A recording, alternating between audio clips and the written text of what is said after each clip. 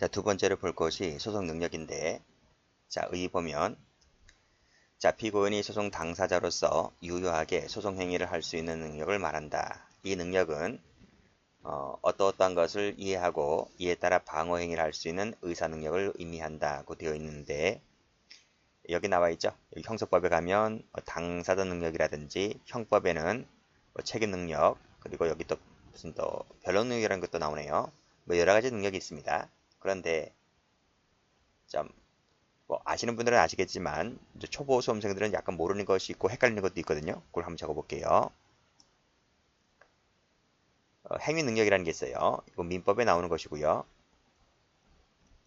그리고 여기 적어놨지만 형법에는 책임 능력이라는 것도 있습니다. 그리고 지금 배우는 소송 능력이라는 것도 있고요. 뭐 어떤 차이가 있느냐 이런 말이에요. 자, 비교를 한번 해보면 이 행위 능력이라고 하는 것은 재산 거래를 할 수 있는 능력을 말합니다. 아무래도 민법은 이제 재산법이 많으니까요. 대부분을 차지하고 있기 때문에. 그래서 행위 능력이라고 하는 것은 우리나라 나이대로 치면 19세 이상자여야 돼요. 19세 이상. 여기 이제 성인이죠. 성인. 성인 나이가 되어야 요 재산 거래 행위를 할 수 있어요.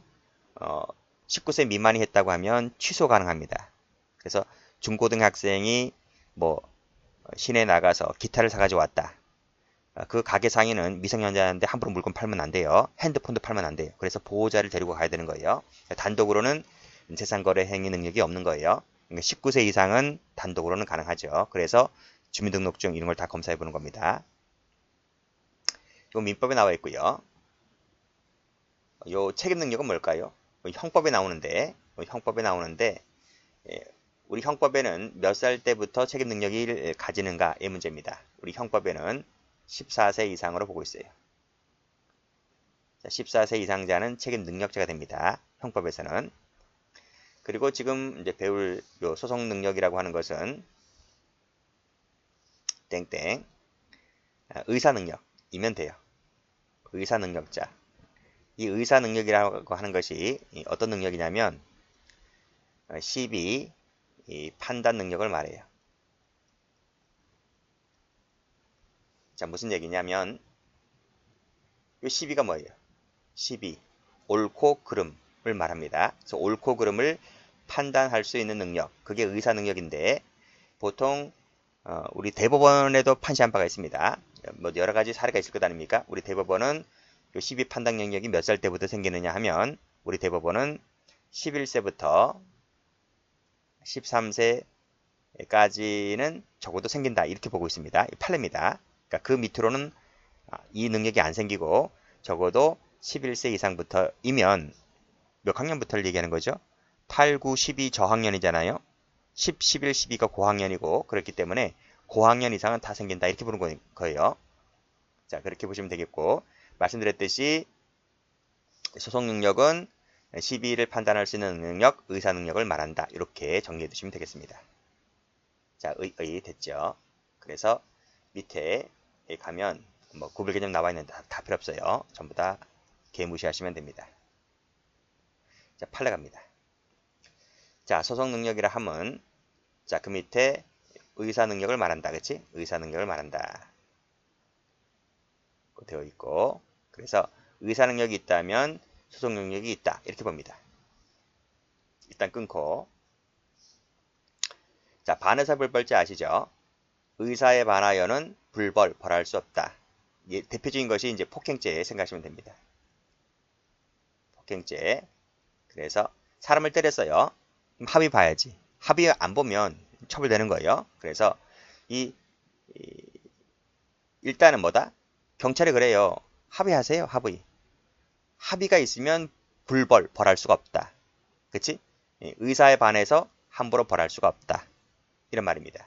그래서 대표적인 예가 폭행죄인데요. 여기서 그 처벌을 희망한다, 희망하지 않는다는 그 의사표시. 예? 의사표시나 그 의사의 표시의 철회라고 하는 것은 여기 나와 있네요. 의사 능력자라면 단독으로 단독 동그라미 단독으로 할 수가 있다. 이런 말이. 됐나요? 올라가면 여기 11세 이상자라면 단독으로 할 수 있다. 이런 말입니다. 됐죠? 할 수 있는 것이지 거기에 무슨 법정 대리인 동의를 받아야 할 필요는 없다. 이런 말이죠. 동의나 대리가 필요가 없다. 요즘은요. 성인이라 할지라도 맘마보이들이 많아요. 그래서 어떻게 할 줄 몰라서 엄마 아빠 손길만 기다리는 거죠. 근데 그 애들을 그렇게 키워서 그래요. 그래서 애들을 잘못 키우는 거죠. 근데 보통 이제 똘똘한 친구들은 이제 혼자서 할 수도 있기도 해요. 어쨌든 의사 능력자라면 단독으로 할 수 있는 것이다. 이렇게 보시면 되겠습니다. 자, 그래서 뒤에 가보면 피해자인 청소년에게 의사 능력이 있다면 단독으로 할 수 있고 뭐를? 이런 의사 표시를 또는 철회를 단독으로 할 수 있는 것이지 거기에 무슨 동의가 있다는 것은 필요가 없다. 이런 말입니다. 왜 이렇게 판례가 나오나요? 생각 한번 해보세요. 맞은 사람은 미성년 청소년이 맞았어요. 폭행죄에. 피해자는 청소년입니다. 근데 피해자는 억울하게 맞았어요. 난 저놈을 꼭 처벌하고 싶어 해요. 근데 저쪽이 돈이 많아. 돈이 많이 와서 난 엄청나게 얻어맞았는데 막 부러지고 막 엄청나게 막 맞았는데 저쪽에 돈이 많은 집이라서 돈을 싸들고 왔어. 던져주고 가는 거야. 합의 보자는 식으로. 근데 난 합의 안 보고 싶거든. 근데 엄마 아빠가 돈에 눈이 멀어가지고 엄마 아빠가 합의를 해주네. 엄마 아빠가 돈에 미쳤단 말이지. 그렇잖아요? 그런 경우를 방지하기 위해서 이런 판례가 나오는 겁니다. 단독으로 할 수 있는 것이다. 동의 그딴 거 필요가 없다. 이런 말이죠. 자, 그 예를 한번 볼까요? 여기 보시면 14세 나와 있죠? 14세 동그라미. 14세짜리는 밑에 보면 동의가 없었다 할지라도 혼자서 의사 능력이 있는 상태이기 때문에 동의가 없었다 할지라도 단독으로 할 수가 있다. 이런 얘기 참고로 받으시면 되겠네요. 색깔 한번 칠해볼게요. 여기서는 여기를 색깔 칠하면 됩니다.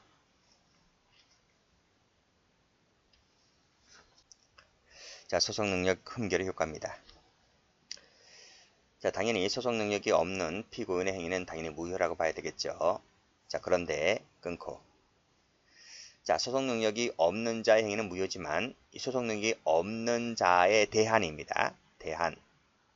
공소 제기라든지 공소장 부분의 송달은 유효하다고 봐야 되겠죠. 그래서 적극적 행위는 무효지만 수동적 행위는 유효다. 이렇게 정리하시면 되겠고 중요한 것은 조문입니다.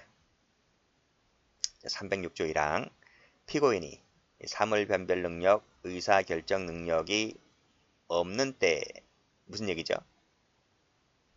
사물변별 능력, 의사결정 능력이라고 하는 것은 줄여서 뭐다? 의사능력. 의사능력인데 이것이 없다고 했으므로 의사무능력을 말하겠죠. 자, 의사무능력 상태를 말합니다. 자, 요 상태에 있을 때에는 법원은 공판 절차를 정지해야만 됩니다. 그쵸?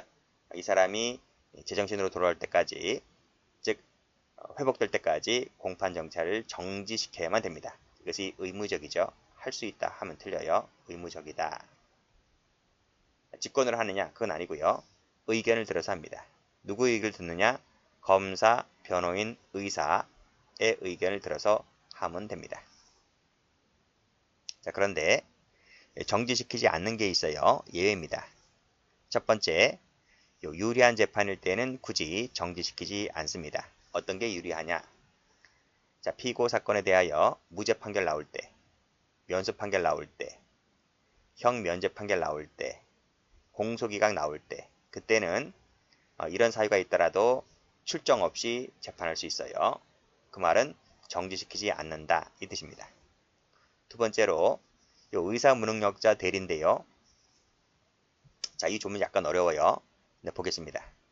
형법에 9조에서부터 11조가 있단 말이죠. 9조, 10조, 11조. 요 세 개의 조문은 책임능력 규정입니다. 책임능력 설명드렸죠. 14세 이상자가 책임능력자라 했는데 그 조문의 적용을 받지 않는다 이 말이에요. 책임능력 적용을 받지 않는 사건입니다. 이게 있을 수가 있느냐? 형법에는 책임 능력 적용을 받지 않는다. 그건 없어요. 형법은 전부 다 책임 능력이 적용됩니다. 그런데 형소에서는 약간 다를 수 있다는 얘기죠.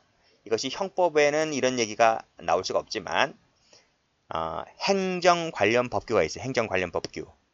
그 중에서 다는 아니고요. 아주 극히 소수인데 이 조세범 처벌법과 같은 아주 극히 일부 행정법규 사건에 있어서는 이 형법상의 책임 능력 적용을 받지 않는 사건이 있습니다. 그쵸? 그거 경우에는 이 의사 능력이 없는 자, 즉 11세 밑에 있는 그 꼬맹이들한테에도 재산적으로 큰 부담이 나타날 수 있는 사건이 있단 말이지. 그게 유죄 판결 나오면 야는 진짜 엄청나게 많은 돈을 토해내야 된단 말이죠. 그런 경우는 어쩔 수 없이 이 아이가 이 의사능력이 없다는 말은 앞에서 설명드렸지만 11세 미만이다 말입니다. 꼬맹이다고 할 때는 그때는 법정 대리인이 어쩔 수 없이 소송행위를 대리한다 이 뜻입니다. 됐나요? 그런 얘기죠. 그러니까 형법상의 책임능력 적용을 받지 않는 사건 같은 경우는 어떤 경우가 있다?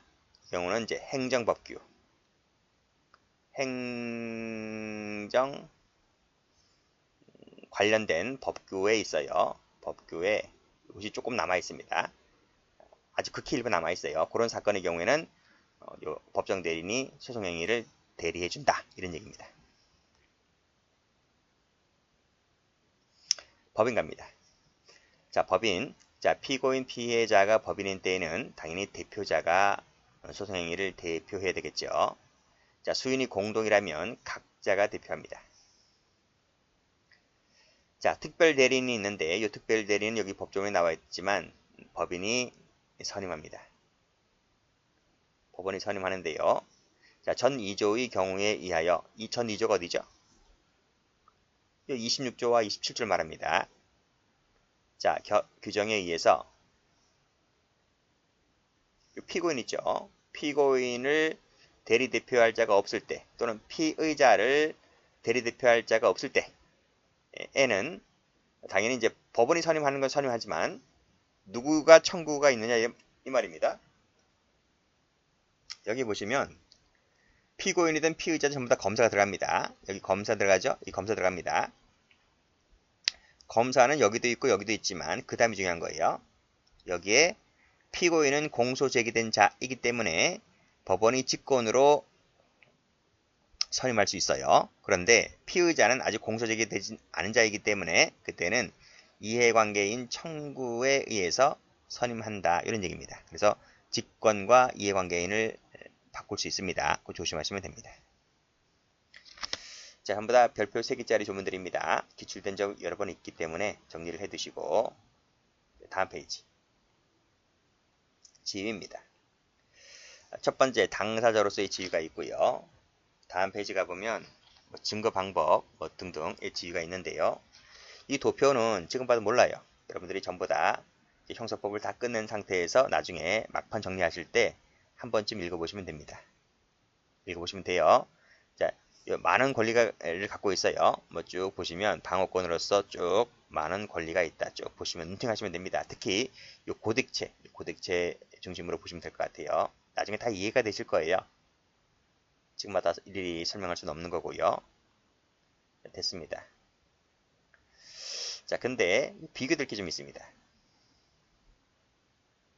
자, 여기 기출인데 요 구속 적부심사 청구권 있잖아요. 우리 앞에 형소법 1에서 배우는데 요 수사 파트에서 나오죠. 요 구속 적부심사 청구권에는 피고인이 없어요. 누가 청구합니까? 여기 체포되거나 구속된 피의자. 이게 한 세트잖아요. 피의자나 변호인 한 세트고 그리고 법배 직형입니다. 그리고 가족동거인 고용주가 들어오죠. 어디를 보더라도 피고인 없지. 피고인 없기 때문에 구속 적부심사 청구권은 X다 이 말입니다. 재정신청권은요. 불기소 처분을 받은 고소 고발인이 주체이기 때문에 역시 피고인은 없어요. 그리고 감정유치인은 뭡니까? 감정유치인은 이게 강제수사잖아. 강제수사. 강제수사이기 때문에 강제수사를 청구할 수 있는 사람은 검사죠. 검사. 역시 피고인이 빠집니다.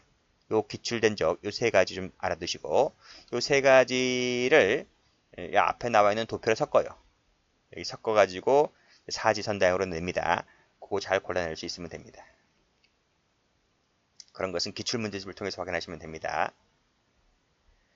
자, 두 번째로 볼 것이 증거 방법으로서의 지위인데요. 무슨 얘기냐? 피고인은 당연히 앞에서 설명드렸듯이 당사자의 지위를 갖죠. 그런데 그 외에도 이 증거 방법으로서의 지위도 갖는다. 이게 무슨 뜻인가? 증거 방법이? 피고인이 범죄를 저질렀잖아요. 그 말은 피고인이 범죄를 체험했잖아요. 그 범죄를 저지른 그 사람 끌고 와야지. 끌고 와서 물어봐야지. 그치? 너가 이거 저지른 거 맞냐? 너 그때 뭐 했냐?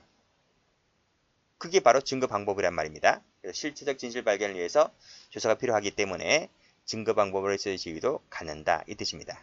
그래서 형태를 보면 인적, 물적이 있는 거예요. 인적이라는 것은 진술을 말하고요. 진술을 들어보는 거지. 물적이라고 하는 것은 신체를 검증해 봐야 되겠지. 그걸 얘기하고 있는 겁니다. 절차 이딴 건 시험 나오지 않기 때문에 일단 무시하시면 됩니다. 자, 여기까지 하겠습니다.